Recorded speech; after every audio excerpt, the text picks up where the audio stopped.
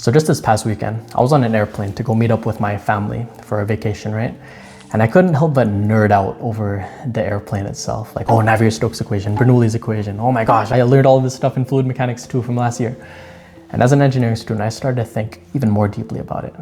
Not just of the PhD researchers who designed the airfoil, and not just the aerospace engineers who designed the airplane itself, not just the control systems engineers, not just the electrical engineers who were running the airplane, but also the civil engineers who designed the foundation of the runway, the foundation of the airport, the structural engineers as well who designed the airport itself. So many engineers came together so that I could fly on this airplane and see my family.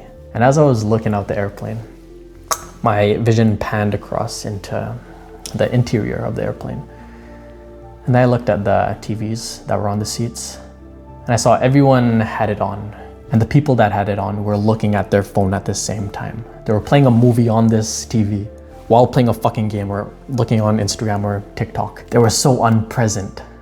And it was honestly sad because that TV was a feature made by engineers.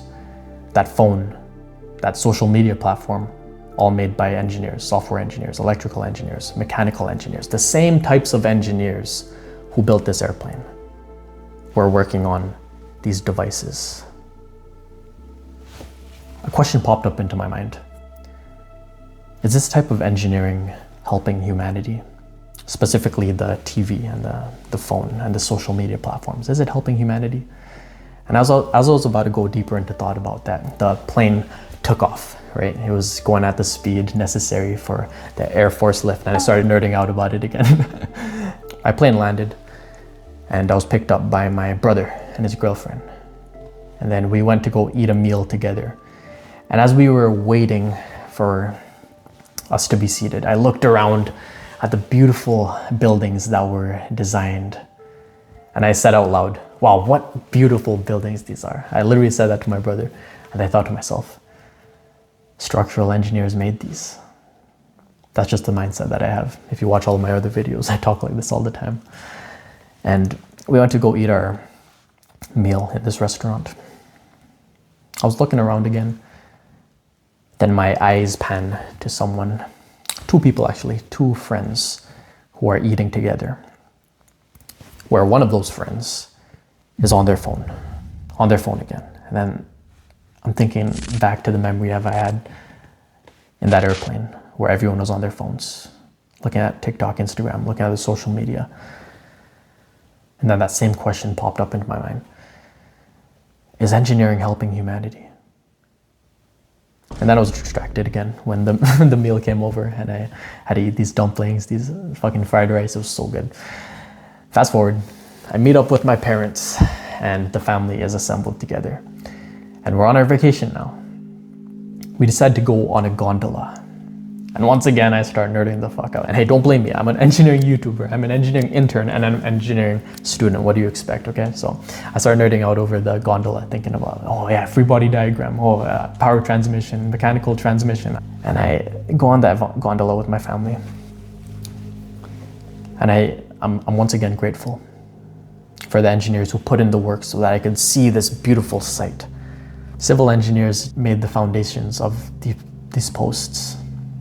Civil engineers designed the structure of the gondola port. Mechanical engineers, electrical engineers, control systems engineers, all of the engineers, all types of engineers came together for me and my family to enjoy this beautiful view of the mountains, of nature. Thank you, engineers. We got to the top location of the gondola, where it's called the peak.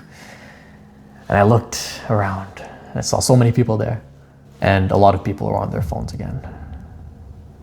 I'm not gonna exaggerate and say everyone was on their phone, but a good, maybe half was on their phone. And I was thinking like, engineers did a really good job of designing this software, Instagram, Facebook, TikTok, to be addicting. For people to obsess over sharing their status and putting on their story that, oh, I'm here on the top of the gondola at this beautiful view. And you might think it's harmless, but pictures on a phone isn't as good as looking at the whole thing in itself. Like compare looking at a beautiful view from the top of a mountain to the view from a phone. It's not that good. And I went back to the hotel with my family. And we don't have Wi-Fi, or we didn't pay for Wi-Fi at least. So I sat on the porch, the balcony of this hotel. I looked out and I thought to myself, is engineering helping humanity? And then that question transformed into the title of this video.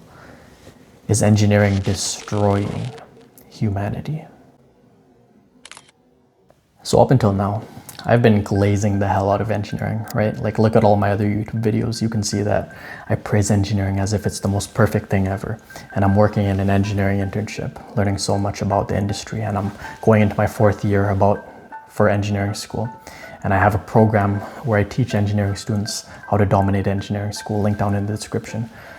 However, while I was sitting on that porch, I thought to myself that I've been neglecting and not thinking about the corrupt side of engineering. And I think it is an important thing that I have to bring to light. So I want you to listen to what I have to say right now. The reason behind corrupt engineering is because engineering students do not define their dream career. Nobody's dream career is a corrupt engineering industry. Like, unless you're a fucking psychopath, then you want to make fucking vapes, or you want to make gambling machines. But most of you guys are not. Most of engineering students are not like that, right? So that's why you have to define a purposeful engineering career that you are going to follow through with after university. Okay, so remember that. That's the main lesson that I want you to learn from this video. And the way that I'm gonna sort of present this idea to you is through a story of one of the greatest engineers of all time. His name is Wernher von Braun. Yeah, he was born in 1912. And when Wernher von Braun was a kid, a gift that he got from his mother was a telescope. And this telescope sparked the passion for astronomy in Wernher von Braun. Wernher von Braun then went on to read sci-fi books when he was a kid. And then at the age of 12, he made his first rocket-powered wagon. Age of 12, a rocket-powered wagon that wheezed down the fucking street. And then it woke everyone up and drew the attention of all the neighbors, right? At the age of 12, that's how passionate he was about rocketry engineering. That's where his passion was born. He even fucking flunked out of math and physics, but he still pushed through it due to his passion. Soon he went to study mechanical engineering at a university. And while he was in engineering, he was the assistant of an engineer where they both built a rocket engine themselves. At 20 years old, Wernher von Braun achieved his bachelor's of mechanical engineering, and he continued his research in rocketry engineering after that. He went from facility to facility looking for a place to continue his research. However, he couldn't find one. He couldn't find the right institution or the right facility that had everything he needed for his research. That was until the German military pulled up on him and said, "You can work with us in our facility. We have everything you need, and funding will not be a problem." Now Wernher von Braun was faced with a decision: work with the German military, which, by the way, this is quite near the start of the World War II, right? Or Wernher von Braun could take the harder way out. And it seemed impossible to find another facility that could provide as good enough resources and funding as the military. So what do you think Wernher von Braun did? Wernher von Braun ended up working with the Nazis.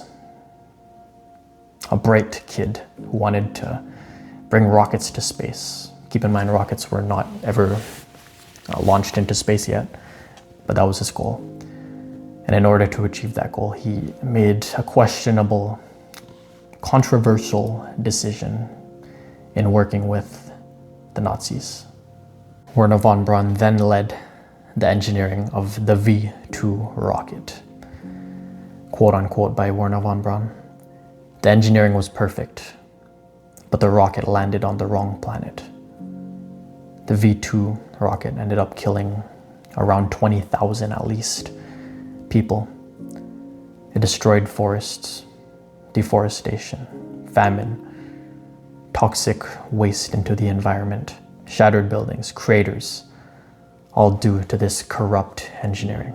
And I want to keep in mind that this was not Wernher von Braun's fault. When you're dealing with the fucking Nazis, he was kind of forced to. I'm not gonna lie. Like, the story went that Wernher von Braun got drunk one night, and then some German spies for the Nazis overheard Wernher von Braun speaking, saying, "I don't want to do all of this violent stuff for the Nazis." That's what he said.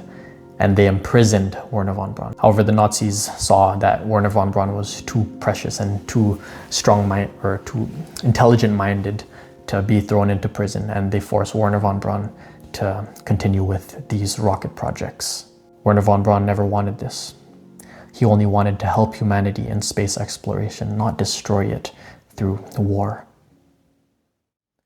In 1945, near the end of the war, he surrendered to a US soldier, and he was transported to the USA. Fast forward to 1946, he trained the first generation of American rocket scientists. 1955, he teamed up with Walt Disney himself to present the reality of space travel. 1958, he led the launch of America's first satellite. 1960, he became NASA's first master administrator, managing over 7,000 government personnel. 1967, the Saturn V rocket, an absolutely flawless work of engineering that launched 13 times with a 100% success rate. It was the exact rocket that brought the first man onto the moon, Neil Armstrong. Wernher von Braun led the engineering of the heaviest, most powerful, the greatest rocket of all time. To answer the question that this video holds, yes, it is destroying humanity. However, we can't neglect the fact that engineering is also protecting humanity. Engineering is the reason that we have satellites today, the reason that we could see the weather that's happening this week and that we could make plans around that weather to go to the beach or something. The engineering is the reason that I was able to go on a plane that day and see my family that was halfway across the globe that I hadn't seen in a while. Engineering was the reason that I could go onto that gondola and see the beautiful mountains and nature that God gave us. Engineering is the reason that we all have beautiful homes. I have a beautiful home. You have a beautiful home. Engineering is the reason that we are warm inside of this home. Engineering is the reason that we could cook inside of the home. Engineering is the reason that you have your car that brings you to work.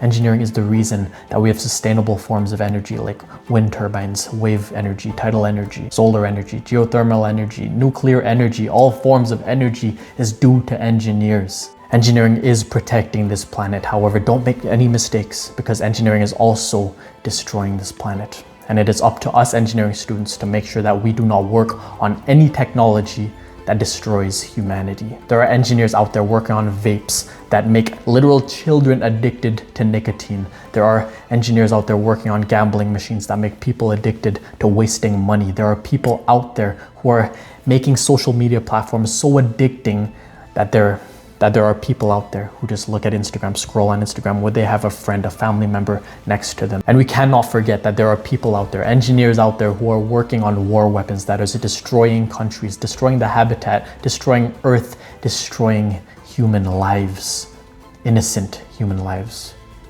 So therefore, it is our duty to ensure that we choose a career that is not corrupt, but rather purposeful. And if we could do that, then I could ensure that engineering will not be an industry that destroys humanity, but an industry that is protective of humanity. So please tread carefully in your decision with what you decide to do with your career in engineering, from one engineering student to another. Thank you for watching. Join my program if you want to learn more from me, and if you want to build a connection of truly passionate engineering students. And I'll see you next time.